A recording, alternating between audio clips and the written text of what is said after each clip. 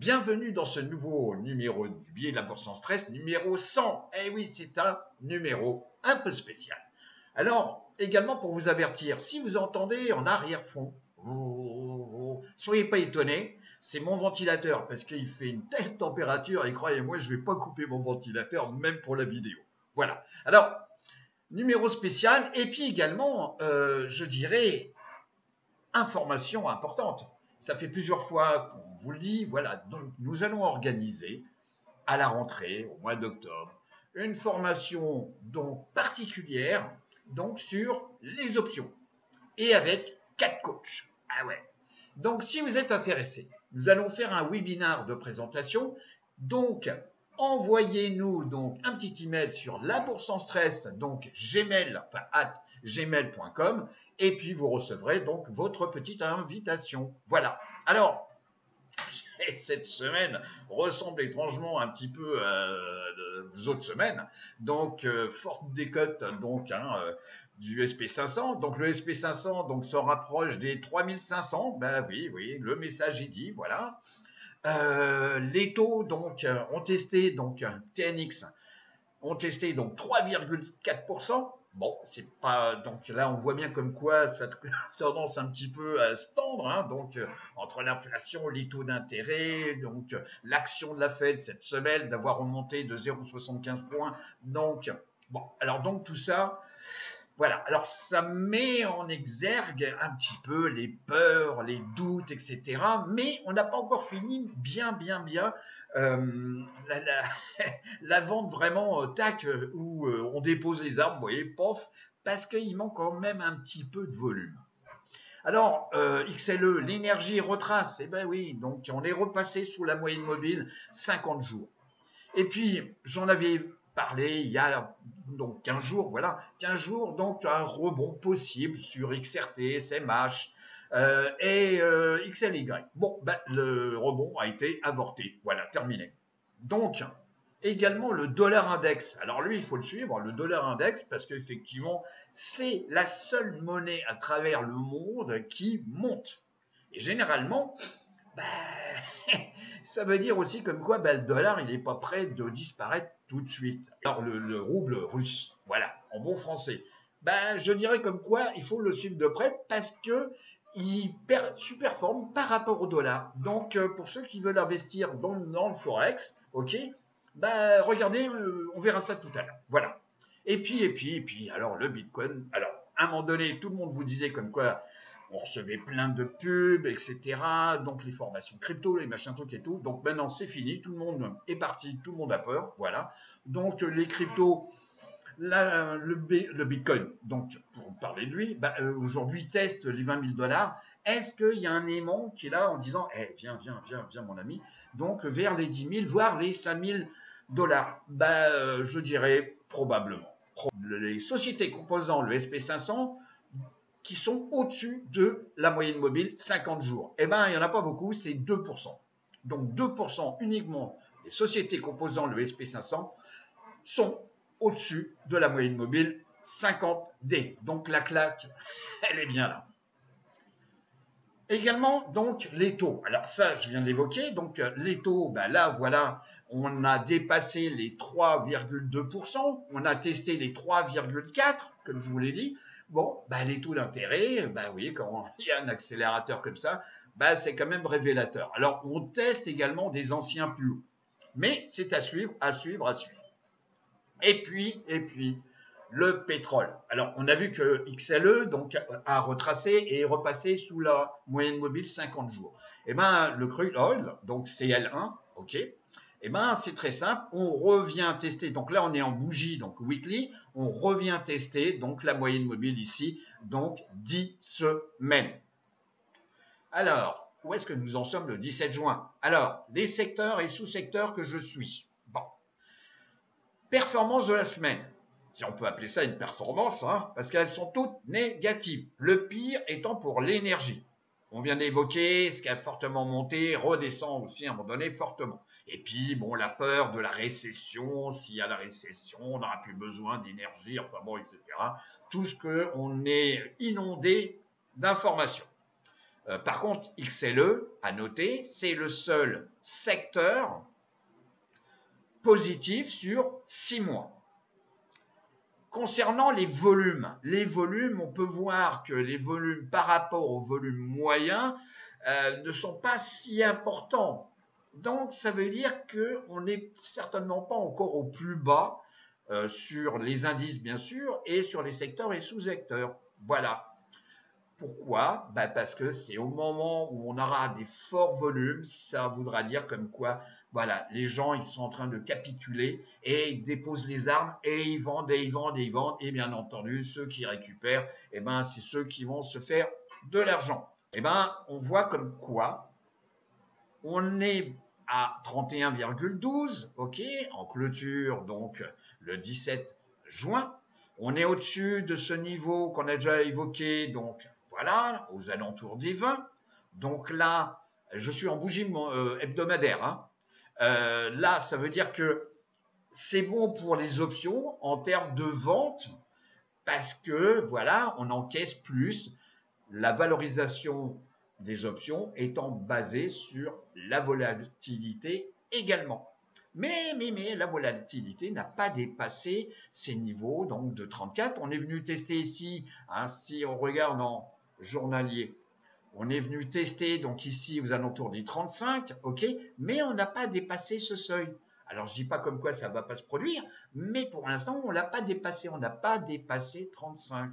Et si on regarde dans le temps, là je vous rappelle que ça c'est la peur qu'il y a eu donc en mars donc 2020, et là je peux vous dire comme quoi c'est sacrément monté. Vous voyez, on a dépassé les 80. Est-ce qu'on prend à peu près la même configuration? Je n'ai pas la boule de cristal, mais vous voyez, c'est pas tout à fait la même chose. Je dirais comme quoi c'est une baisse qui est franche, mais elle est quand même contrôlée. Retour sur donc cet indice, voilà, donc c'est le S5TH, donc qui est l'indice qui donne le pourcentage ici présent des sociétés composant le SP500 dont le cours est au-dessus de la moyenne mobile de 100 jours. Et vous voyez comme quoi on n'a plus que 11,48% des sociétés du SP500 dont le cours est au-dessus de la moyenne mobile de 100 jours. Il ne reste pas grand-chose. Nous sommes en bougie hebdomadaire. Cette zone-là a été testée, vous voyez, plusieurs fois, ok, et généralement, il y a un impact. Vous voyez, ici, donc, en 2011, ici, donc, avec la crise donc de 2016, de 2015, ici, on a eu ici, donc, le mars 2020, donc, avec le Covid, ici, décembre, donc, 2018, avec un mini effet panique, voilà, on revient sur les mêmes valeurs, voilà. Bon, le plus bas étant ici, j'arrondis 2,5. Alors, il se peut qu'on vienne tester de nouveau, puisque là, en clôture, on a clôturé plus bas qu'ici, et on a clôturé plus bas qu'ici et ici. Alors, l'effet d'aimantation fait comme quoi on risque de revenir. On n'est pas, si vous voulez, je ne pense pas qu'on soit au bout de la baisse. Voilà, c'est mon petit message. Alors, on l'évoque souvent, donc c'est le put-call ratio. Le moment, le moment est propice, dans le sens où il y a une prépondérance des achats de put pour protection de portefeuille, ok, puisque ce sont des stops garantis quand on achète un put. Donc, si vous suivez la formation sur les options, vous apprendrez. Donc, parce que ce n'est pas le cas d'un ordre de vente stop donné par votre trader. Non, parce que si on a un gap baissier, voilà, vous allez vendre, mais pas du tout à la valeur que vous avez indiquée. Alors que l'achat d'un put, oui, c'est un contrat. Voilà. Donc là, effectivement, on a prépondérance des achats donc de put, donc protection des portefeuilles. Et on a une tendance ici donnée par la moyenne mobile, donc 50, qui est quand même haussière. Et la 200 aussi. Alors, la comparaison des 4 indices. Bon, j'ai pas grand-chose à dire. On est ici sur 6 mois. Ils sont tous négatifs. Hein. Le pire ici, c'est dans le QQ. On a pratiquement, j'arrondis, 30% de retracement. Bon, voilà, par rapport il y a 6 mois. Et puis, celui qui baisse le moins, mais enfin qui baisse quand même plus de 15 points, c'est donc le Dow Jones industriel. Voilà. Et puis bah là, ici, donc le SP500 et puis ici le Russell 2000. Alors le Dow Jones industriel, donc qui, je vous rappelle, est le plus ancien indice. Bon. Ici, nous sommes en bougie hebdomadaire. Vous voyez comme quoi on vient s'approcher de la moyenne mobile, ici, 200 semaines. Bon, parce que la 50 semaines, ça fait belle lurette qu'on l'a déjà cassé. On l'a testé ici lors du Covid, mars 2020. On a testé la moyenne mobile 200 semaines ici lors de la crise chinoise 2015 et début 2016. On l'a testé également ici donc en 2011. On l'a testé, bon là ça servait de résistance donc en 2010 et puis bah là on l'avait carrément cassé donc lors de la crise donc 2007 jusqu'à mars 2009. Pour l'instant, on n'a pas cassé. Donc je reviens ici, on n'a pas cassé. Le SP500, bah tiens, étonnamment, on a à peu près la même configuration. On est en bougie hebdomadaire et ben on se rapproche de la 200 moyenne mobile, 200 semaines. Mais on est au-dessus. Et puis là, même chose, mars 2000, voilà, la crise de décembre 2018, etc. Donc on voit que cette moyenne mobile 200 semaines, eh ben, elle est quand même pas mal traitée. Donc on risque de revenir ici aux alentours des 3500 au niveau du SP500. Le Nasdaq 100, étonnamment, on a la même chose. On revient, on est en bougie hebdomadaire, on vient, mais on est au-dessus, hein. On vient tester la moyenne mobile de 100 jours. Est-ce qu'on ira plus bas? Peut-être, peut-être. C'est le jour prochain qu'ils vont me le dire. Et puis, le dollar index. J'en parle depuis belle lurette. Le dollar index, on voit comme quoi depuis 2021, il ne fait que monter, monter. Donc, retour sur les secteurs et sous-secteurs. J'en avais parlé il y a 15 jours, donc sur SMH, qui pouvait avoir donc un rebond intéressant à suivre. Bon, alors, ce rebond a été avorté. Si l'étude est faite en weekly, après une belle progression ici entre 97 $ et ici 320 $, eh ben, on a un retracement qui est contenu dans un canal baissier, donc résistance, support, etc., etc. De plus, le retracement total, enfin le retracement de la jambe de hausse ici, nous donne des niveaux relativement intéressants ici, donc à 182 $, j'arrondis, qui correspond à un retracement donc de 0,61, et qui correspond également à la moyenne mobile ici, 200 semaines. Je pense que nous allons continuer à naviguer donc dans ce drapeau, entre zone de résistance ici et zone de support jusqu'au moment où on va arriver à la zone des 182 $. Ce sont des zones, donc les virgules, on peut arrondir. Donc SMH c'est quand même à suivre parce que vous le savez très bien, la bourse en stress, les semi-conducteurs sont hyper importants pour tout ce qui concerne donc le monde d'aujourd'hui. Alors ce numéro 100 est particulier. Ici, ce n'est pas de la recommandation, c'est juste un point d'observation. La société donc NIO, N-I-O, qui donc a une capitalisation, c'est pas une grosse, mais bon, elle a quand même une capitalisation, vous voyez ici, de 36 milliards donc de dollars. Depuis ici en weekly, le point ici donc à 65 $, j'arrondis, la société ne fait que des plus bas. Et là, on voit qu'on a une petite zone donc de support qui a été testé à 11,60 et maintenant les points bas donc en hebdomadaire, ici on vient de finir une semaine complète de cotation, et ben les points bas sont plus hauts. De plus, les volumes ici et le volume moyen ont tendance à se reprendre. Bon, si on se met en plein écran. On est en dessous de la moyenne mobile ici, 50 semaines. Si je regarde maintenant en daily, eh ben, on voit comme quoi, dernièrement, on a cassé la moyenne mobile 50. Okay. Ici, on a la 200 jours. Et on a des volumes qui, le volume moyen ne fait que monter. Alors, rien n'est certain, bien entendu, mais d'un point de vue probabilité, on voit comme quoi on a ici une zone de support qui a bien tenu et le cours continue de monter et on a fini avec une belle bougie. Alors, bien sûr, les cours ne montent pas au ciel, mais on a peut-être une inversion de tendance. La 50 ici a tendance à s'aplatir.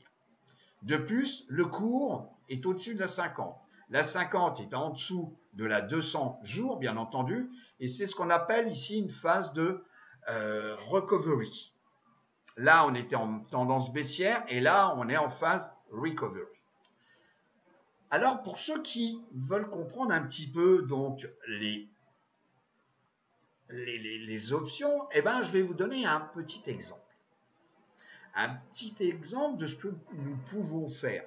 Je vois comme quoi la société NIO m'intéresse. Elle a une bonne capitalisation. Le 15 $ ici, le niveau 15 $ a été testé en zone de support et résistance. Est-ce que nous reviendrons ici? Peut-être, peut-être, peut-être. Mais les 15 $, je suis prêt à vouloir NIO en portefeuille à 15 $.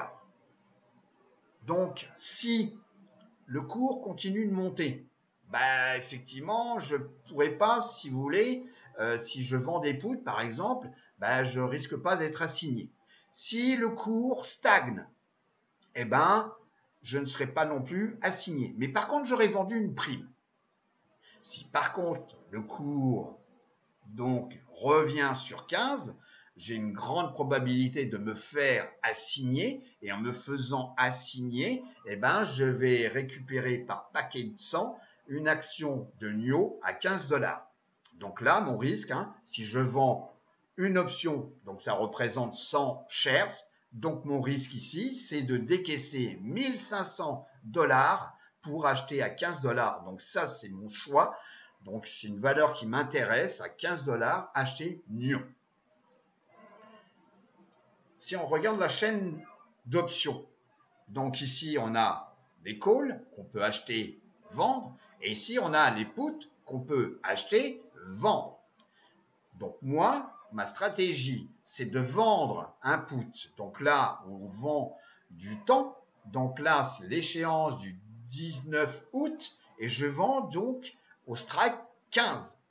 Et bien pour vendre 15, un put 15, je vais encaisser, puisque c'est des paquets de 100, je vais encaisser 81 $.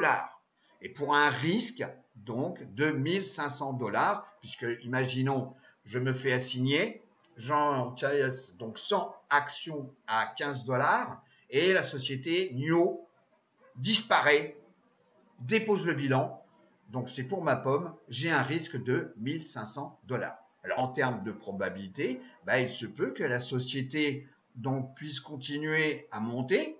Et puis en plus là, l'open interest, il est cossu et en plus il y a eu du volume traité donc le vendredi. Et là, l'open interest, donc ça c'est quelque chose qu'il faut toujours suivre. Mais ça vous le verrez pendant la formation. Alors, numéro spécial, je continue. Le rouble russe par rapport au dollar. Vous voyez comme quoi, bon, déjà là, on a le phénomène, donc rentrée, la guerre, l'opération spéciale, etc. Donc courant, donc février, et puis jusqu'au point bas ici, le 7 mars.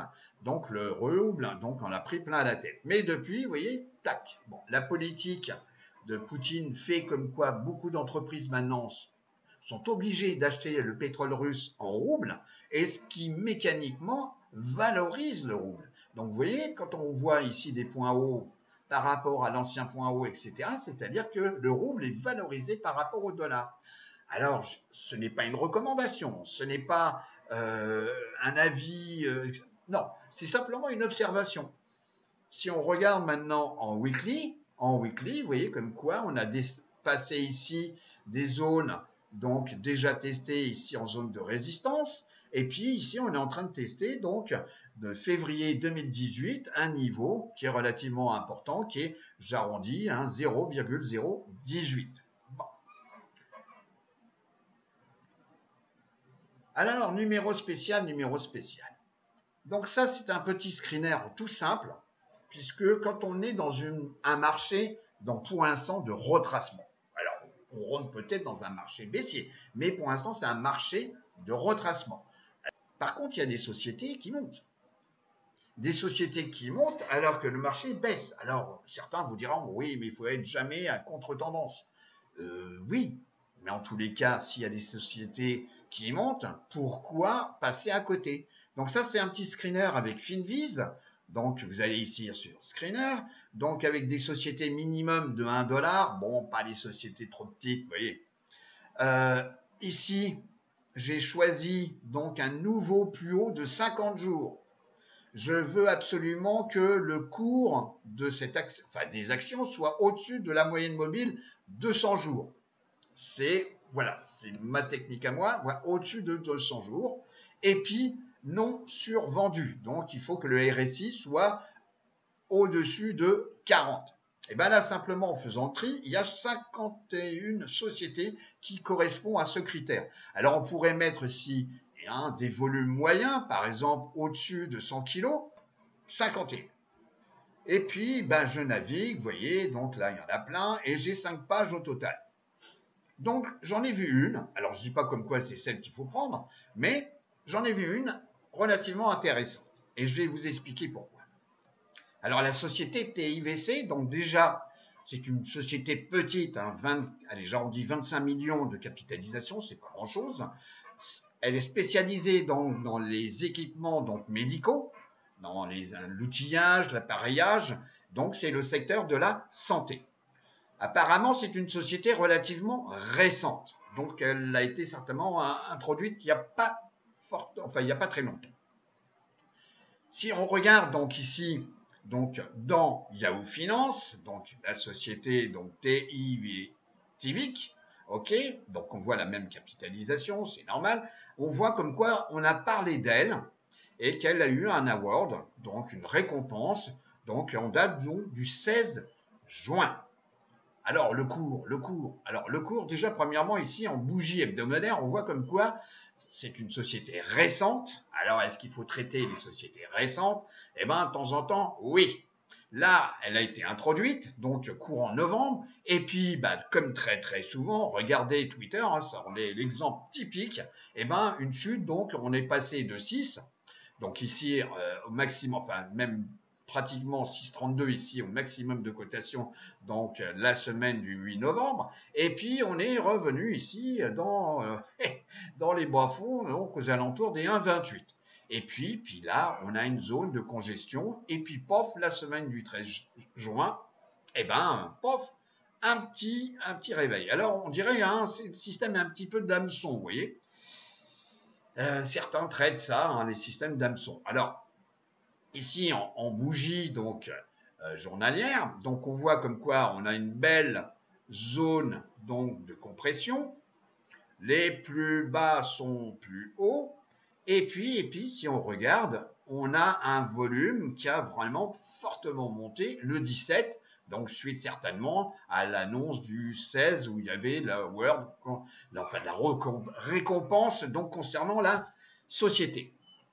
Bon, alors c'est peut-être de bon augure. Alors l'acheter maintenant, parce que vu on est passé ici pratiquement de 2 $ à 2,40 $, donc on va se calmer un petit peu.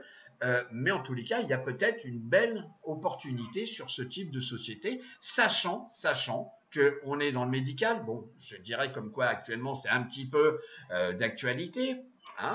Et puis en plus, c'est une société nouvelle qui a été introduite. Bon, et qui est cotée pratiquement ici, plus de 6 $. Alors, est-ce qu'il faut y aller? Et en plus, on est repassé au-dessus de la moyenne mobile 50 jours. Et vous voyez que la 50 jours, elle sert bien. Donc, les volumes, le comportement du cours, eh ben, c'est pas mettre toute votre fortune là-dessus, ok? Mais en tous les cas, c'est peut-être une belle opportunité. Mais, je me répète, ce n'est pas de la recommandation. Alors, moi, je vous propose, parce qu'en plus, vous voyez, ironie du sort, Michael avait fait donc une super vidéo, la baisse du siècle, faut-il écouter les oiseaux de malheur? Eh ben, je vous recommande de regarder de nouveau cette vidéo qui remonte il y a 3 mois, 2 mois, parce que de manière, c'est vraiment d'actualité. Et n'oubliez pas, les amis, que, déjà, premièrement, un petit like, ça nous fait plaisir, ça nous motive.